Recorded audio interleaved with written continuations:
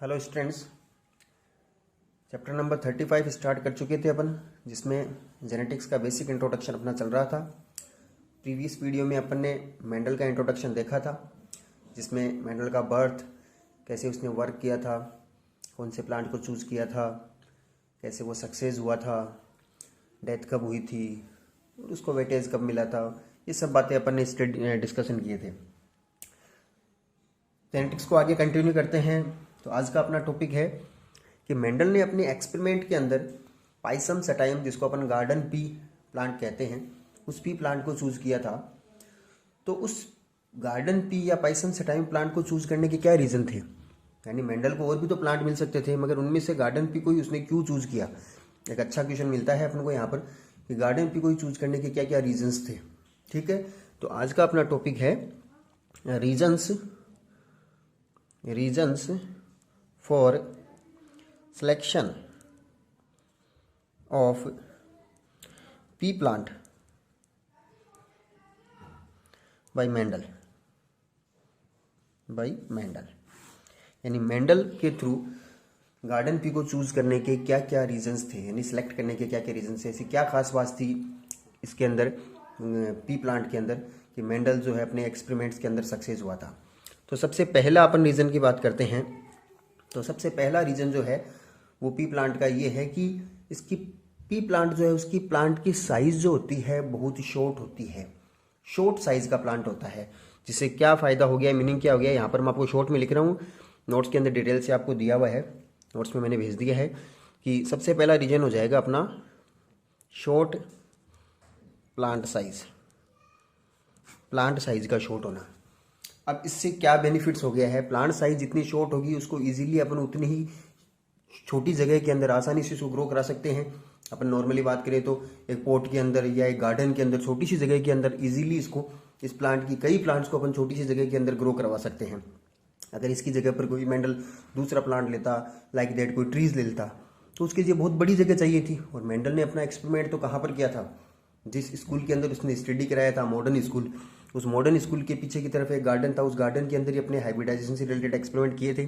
तो छोटी सी जगह मिली थी और उस छोटी सी जगह के अंदर शॉर्ट साइज के प्लांट को ही ग्रो कराया जा सकता है। तो प्लांट की साइज जो है वो शॉर्ट होना एक बेनिफिशियल कैरेक्टर हो गया है पी प्लांट का। ठीक है, नंबर 2, दूसरा रीजन क्या था कि पी प्लांट जो है उसका लाइफ स्पेन जो होता है वो भी बहुत शॉर्ट होता है। यानी दूसरा रीजन हो गया है, वो हो गया है शॉर्ट लाइफ स्पेन। यहाँ पर भी मैं आपको शॉर्ट में ही लिख रहा हूँ, डिटेल से आपको भेजा हुआ है। शॉर्ट लाइफ स्पेन का होना, लाइफ स्पेन का मतलब इसका लाइफ साइकिल, जीवन काल जो है वो शॉर्ट लाइफ स्पेन था। छोटा लाइफ स्पेन होने से क्या इसको बेनिफिट हो गया है मेंडल को, कि मेनली अपन ये बात करते हैं कि ये प्लांट जो है उसकी अगर अपन सीड लगाएं, पी प्लांट की सीड लगाएं, तो उस सीड से प्लांट ग्रो किया, नया प्लांट बन गया, और जो न्यू प्लांट जनरेट हुआ है उसके फिर से पॉड्स यानी फली लग गई और उसमें सीड जनरेट हो गए। तो अपन को नेक्स्ट जनरेशन मिल गई है। यानी एक प्लांट की सीड लग जाना मतलब अगली जनरेशन अपन को मिल गई है। और इसमें टाइम लगता है approximately 4 to 5 month. 4 to 5 month के अंदर अगली जनरेशन मिल जाती है अपन को।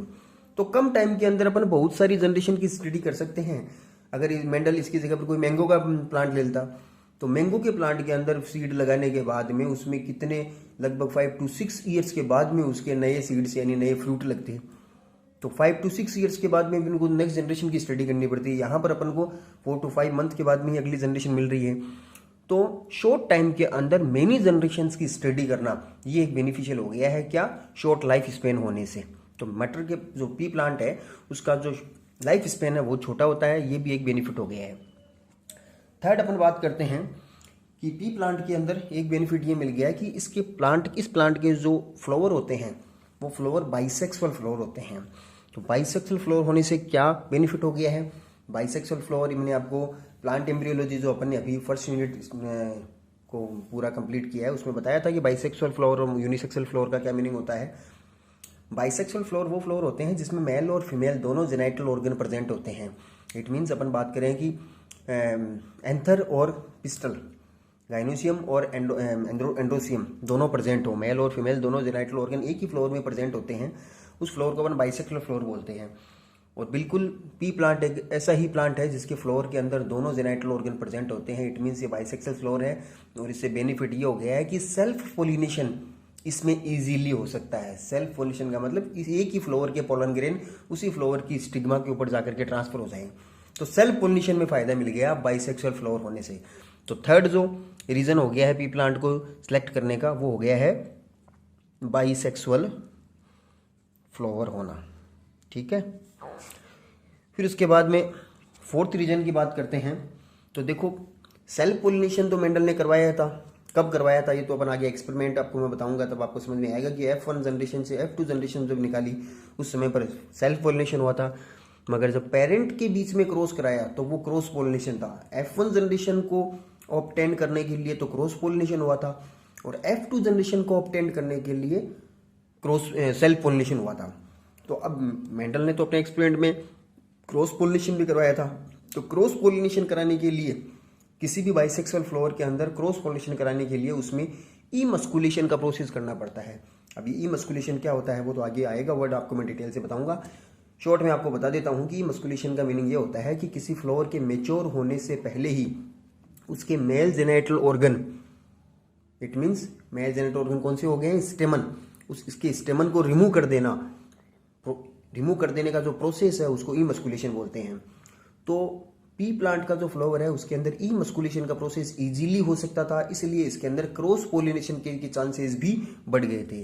यानी इस फ्लावर के अंदर इजीली क्रॉस पोलिनेशन भी हो सकता था, क्रॉस पोलिनेशन भी इसमें इजीली अपन करवा सकते थे। तो सेल्फ पोलिनेशन तो बाइसेक्सुअल फ्लावर से होने लगे हो जाता था और ई मस्कुलेशन प्रोसेस होने से इसमें क्रॉस पोलिनेशन भी हो जाता था। तो बेनिफिट हो गया है ये। और फिफ्थ जो रीज़न है पी प्लांट को चूज करने का वो है कि इस प्लांट के अंदर बहुत सारे कॉन्ट्रास्टिंग ट्रेड्स मेंडल को मिल गए थे, यानी मेनी कॉन्ट्रास्टिंग ट्रेड्स प्रेजेंट थे इसके अंदर। अब ये कॉन्ट्रास्टिंग ट्रेड्स कौन से होते हैं ये मैं आपको आगे बताऊंगा अभी। तो फिफ्थ रीज़न ये हो गया है कि मेनी कॉन्ट्रास्टिंग ट्रेड्स को आप कैरेक्टर्स भी बोल सकते हो, सिमिलर वर्ड है, कैरेक्टर्स आर प्रेजेंट। ये 5 रीजन हो गए हैं। अब देखो कॉन्ट्रास्टिंग ट्रेड्स का मीनिंग आपको बता देता हूँ। कॉन्ट्रास्टिंग ट्रेड्स का मीनिंग ये होता है कि जैसे ट्रेड का मतलब तो आपको बता दें कैरेक्टर होता है, कोई भी ऐसा कैरेक्टर जिसके दो अपोजिट कॉम्बिनेशन मिल जाए अपन को। लाइक दैट, जैसे प्लांट साइज की बात करें अपन, प्लांट साइज या स्टेम साइज की बात करें अपन कि प्लांट या तो बहुत लॉन्ग होगा, टॉल प्लांट हो, या प्लांट जो होता है वो ड्वार्फ हो यानी बिल्कुल छोटा साइज का हो। अब प्लांट की साइज को रिप्रेजेंट कौन करता है, स्टेम तो करता है। अगर स्टेम की लेंथ ज़्यादा होगी तो प्लांट की साइज लॉन्ग हो जाएगी, टॉल हो जाएगा प्लांट, और अगर स्टेम की लेंथ कम होगी तो प्लांट ड्वार्फ हो जाएगा। तो देखो कैरेक्टर तो एक हो गया है प्लांट साइज या स्टेम साइज, मगर इसके दो अपोजिट कॉम्बिनेशन क्या मिल रहे हैं, या तो प्लांट टॉल होगा या प्लांट ड्वार्फ होगा। समझ में आ रही बात? ये कॉन्ट्रास्टिंग ट्रेड्स या कैरेक्टर्स कहलाते हैं कि एक कैरेक्टर के दो अपोजिट कॉम्बिनेशन मिलना। तो मेंडल ने अपने हाइब्रिडाइजेशन एक्सपेरिमेंट में, जो पी प्लांट में हाइब्रिडाइजेशन के एक्सपेरिमेंट किए थे, उन एक्सपेरिमेंट में मेंडल ने पी प्लांट में 7 पेयर कॉन्ट्रास्टिंग ट्रेड्स को सिलेक्ट किया था, चूज किया था। स्टार्टिंग में तो मेंडल ने इस प्लांट के अंदर 34 पेयर्स कॉन्ट्रास्टिंग ट्रेड्स को चूज किया था, फिर उसमें से कम करते हुए 22 पेयर्स को सिलेक्ट किया, और फिर लास्ट में जब एक्सपेरिमेंट किए उस समय पर लास्ट में 7 पेयर कॉन्ट्रास्टिंग ट्रेड्स को सिलेक्ट किया था। और ये 7 पेयर कॉन्ट्रास्टिंग ट्रेड्स जो पी प्लांट के अंदर मेंडल ने चूज किए थे वो बिल्कुल प्योर कंडीशन में मिल गए थे मेंडल को। प्योर कंडीशन का मीनिंग क्या होता है ये भी आगे आपको मैं डिटेल से बताऊंगा। फिलहाल आप ये 5 रीजंस जो है उनको एक बार रिपीट करके फिर से सुन लो, क्योंकि अच्छा क्वेश्चन बनता है यहाँ पर कि मेंडल से अपने एक्सपेरिमेंट में पी प्लांट को चूज क्यों किया। सबसे पहला प्लांट साइज की शॉर्ट होना, जिससे क्या बेनिफिट हो गया है कि इजीली इसको छोटी स्पेस के अंदर, शॉर्ट स्पेस के अंदर इजीली ग्रो करा सकते हैं, लाइक दैट पॉट या कोई गार्डन है। सेकंड हो गया है शॉर्ट लाइफ स्पेन छोटा होने से क्या हो गया, शॉर्ट टाइम पीरियड के अंदर मेनी जनरेशन की स्टडी कर सकते हैं। थर्ड जो है वो हो गया बाइसेक्सुअल फ्लावर होना, इस प्लांट के फ्लावर बाइसेक्सुअल होते हैं तो इजीली इसके अंदर सेल्फ पोलिनेशन हो सकता है। फोर्थ हो गया है कि इसमें ई मस्कुलेशन इजीली होता है, इसलिए इसमें इजीली क्रॉस पोलिनेशन भी होता है। और फिफ्थ हो गया मेनी कॉन्ट्रास्टिंग ट्रेड्स का प्रेजेंट होना इसके अंदर है। ये 5 जो हो गए हैं ये रीजंस हो गए हैं पी प्लांट को चूज करने के। अब इसके बाद में अपन बात करते हैं सिलेक्शन ऑफ कैरेक्टर्स, ट्रेट्स या कैरेक्टर्स का सिलेक्शन।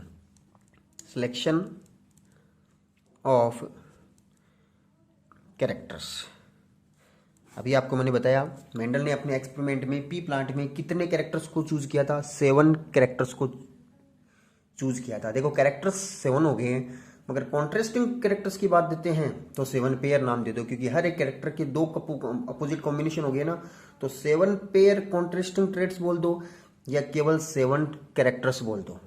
ठीक है, 7 पेयर कॉन्ट्रास्टिंग कैरेक्टर्स या केवल 7 कैरेक्टर्स। ठीक है, अब कैसे होता है ये दोनों में कंफ्यूज होने की कोई जरूरत नहीं। अभी मैं आपको एक टेबल बना के समझा दूंगा कि पेयर क्यों बोलते हैं या केवल 7 क्यों बोलते हैं।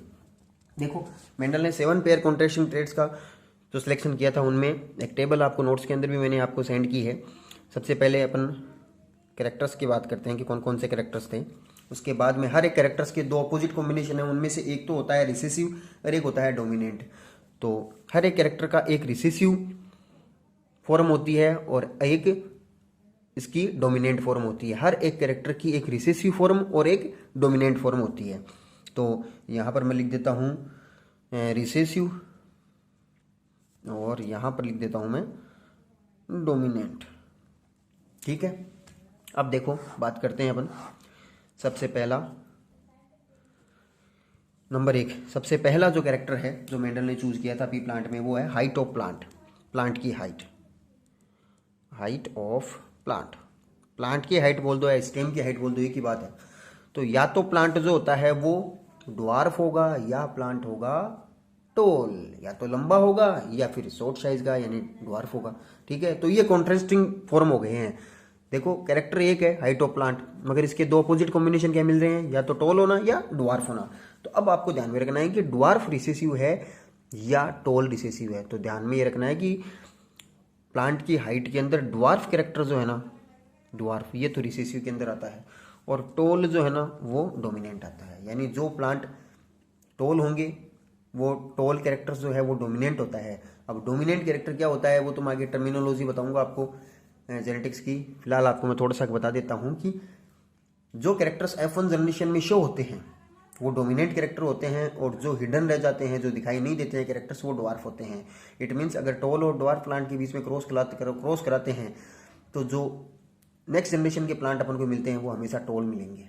F1 जनरेशन के प्लांट जो होते हैं हमेशा टोल मिलेंगे। तो जो कैरेक्टर्स F1 जनरेशन में शो होते हैं वो डोमिनेंट कैरेक्टर होते हैं, और जो शो नहीं होते वो रिसेसिव होते हैं। तो टोल प्लांट मिले थे, अपन एक्सप्लेन करेंगे, एक्सप्लेन करके आपको मैं बताऊंगा कि कैसे मेंडल ने एक्सप्लेन किए थे टोल प्लांट F1 जनरेशन में कैसे मिले थे। तो टोल वाला कैरेक्टर डोमिनेंट हो गए हैं। ठीक है, अब उसके बाद में दूसरा कैरेक्टर्स की बात करते हैं, वो है अपना position of flower. Position of flower, देखो याद रखने का तरीका ये साथ कैसे याद रखिए। प्लांट हाइट में तो एक ही हो गया, फिर उसके बाद में 2 तो फ्लावर के, 2 सीड के और 2 पॉड के। 2 तो फ्लावर के हो जाएंगे, 2 सीड के हो जाएंगे और 2 पॉड यानी फली के हो जाएंगे। तो फ्लावर का एक तो हो गया पोजीशन ऑफ फ्लावर। अब पोजीशन ऑफ फ्लावर के अंदर या तो फ्लावर टर्मिनल होगा, टर्मिनल जो होगा वो रिसेसिव ट्रेट्स में चला जाएगा, टर्मिनल, और या जो प्लांट फ्लावर जो होता है वो प्लांट की ऑक्सिलरी कंडीशन में लगा हुआ रहेगा, ऑक्सिलरी। अब ये दोनों कंडीशन क्या होती है बता देता हूँ आपको। अगर प्लांट टर्मिनल पोजीशन पे लगा हुआ हो यहाँ यानी बिल्कुल एंड पर, तब तो वो रिसेसिव कैरेक्टर्स है, प्लांट फॉर फ्लावर जो होता है। और अगर फ्लावर जो होता है साइड के अंदर, लेटरल साइड के अंदर यानी ऑक्सिलरी कंडीशन में लगा हुआ हो, तब वो हो जाता है डोमिनेंट कैरेक्टर। ठीक है, इसके बाद में थर्ड अपन बात करते हैं। अभी मैंने बताया आपको फ्लावर के 2 करने हैं, तो एक तो फ्लावर पोजीशन हो गया, दूसरा आप कर लो colour of flower, colour of flower. ठीक है, कलर ऑफ फ्लावर के अंदर अपन बात करते हैं तो वाइट कलर जो होता है फ्लावर का वो तो होता है रिसेसिव। अगर वाइट कलर के फ्लावर हैं तो वो रिसेसिव कैरेक्टर्स को रिप्रेजेंट करते हैं, और अगर ग्रे कलर के फ्लावर हैं तो वो डोमिनेंट कैरेक्टर को रिप्रेजेंट करते हैं। तो 2 फ्लावर के हो गए। इसके बाद में अगला फोर्थ कर लो सीड का, तो सीड शेप कर लो, शेप ऑफ सीड या सीड शेप। सीड की शेप में बात करते हैं अपन, तो सीड शेप के अंदर या तो सीड जो होते हैं वो रिंकल्ड होंगे, रिंकल्ड यानी बिल्कुल झूरीदार से, जिसके अंदर ऐसे रिंकल्स, सीड जो होते हैं उनके अंदर रिंकल्स बने हुए ऐसे इस प्रकार से, या बिल्कुल फूले हुए बिल्कुल राउंड शेप के अंदर गोल होंगी। तो रिंकल्ड सीड जो है वो रिसेसिव कैरेक्टर्स को रिप्रेजेंट करता है, या तो होंगे रिंकल्ड या होते हैं राउंड। राउंड जो होते हैं वो कौन से होते हैं, डोमिनेंट होते हैं। अब सीड का दूसरा और कर लो, सीड कलर, सीड कलर। अब सीड कलर जो होता है, उस सीड कलर के अंदर आपको ध्यान रखना है कि सीड कलर की जगह सीड कोट का कलर या कोटिलिडोन का कलर, एक ही बात है, कोटिलिडोन सीड का कलर ही होता है, ठीक है। तो सीड कलर या सीड कोट का कलर या कोटिलिडोन का कलर, तीनों आएंगे एक भी अंदर ही, इसके अंदर ही। तो या तो होगा ग्रीन, ग्रीन कलर के सीड जो होते हैं वो रिसेसिव होते हैं, और येलो कलर के सीड जो होते हैं वो डोमिनेंट होते हैं। तो सीड के दो हो गए। अब कौन सा बता, पोड का बचा है। तो पोड के अंदर पहले अपन शेप ऑफ पोड कर लेते हैं। पोड शेप, पोड शेप की बात करते हैं तो या तो पोड जो होती है कॉन्स्ट्रिक्टेड होती है, कॉन्स्ट्रिक्टेड यानी सिकुड़ी हुई, कॉन्स्ट्रिक्टेड, और या जो होती है वो फूली हुई यानी इन्फ्लेटेड, इन्फ्लेटेड होगी। इन्फ्लेटेड तो डोमिनेंट हो गया, कॉन्स्ट्रिक्टेड जो होती है वो कौन सी हो जाएगी, रिसेसिव हो जाएगी। और सेवंथ लास्ट जो बचा है वो है अपना पोड कलर, ठीक है।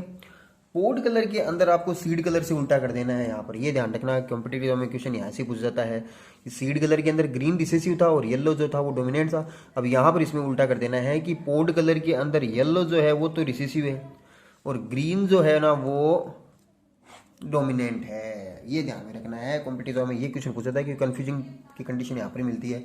अपने माइंड में सेटअप रहता है कि ग्रीन कलर जो होता है हमेशा डोमिनेंट होता है, मगर वो किस में होता है, अगर अपन पोड कलर में जाते हैं ना तो पोड के अंदर ग्रीन जो है वो डोमिनेंट है और येलो जो है रिसेसिव है। मगर सीड कलर में बात करते हैं तो ग्रीन जो है वो रिसेसिव हो गया है, येलो जो है डोमिनेंट हो गया है। ये 7 पेयर कॉन्ट्रास्टिंग ट्रेड्स हैं जो मेंडल ने अपने एक्सपेरिमेंट में पी प्लांट के अंदर सेलेक्ट किए थे, यानी चूज किए थे। अब देखो 7 कैरेक्टर्स हो गए ना, ये 7 कैरेक्टर्स हो गए। अब कॉन्ट्रास्टिंग ट्रेड्स ये हर के दो अपोजिट कॉम्बिनेशन मिल रहे हैं ना, इसलिए पेयर बोल देते हैं कि हर एक कैरेक्टर के 2 अपोजिट कॉम्बिनेशन मिल रहे हैं। अब पेयर और सिंगल के अंदर मीनिंग आपको मेरे ख्याल से समझ में आ गया होगा। ये मेंडल्स ने अपने कैरेक्टर्स हैं जो पी प्लांट के अंदर चूज किए थे, ठीक है। अगले वीडियो में अपन मेंडल की हाइब्रिडाइजेशन टेक्नोलॉजी के बारे में पढ़ेंगे कि मेंडल ने अपने एक्सपेरिमेंट में किस टाइप की हाइब्रिडाइजेशन टेक्नोलॉजी को चूज किया था। Thank you.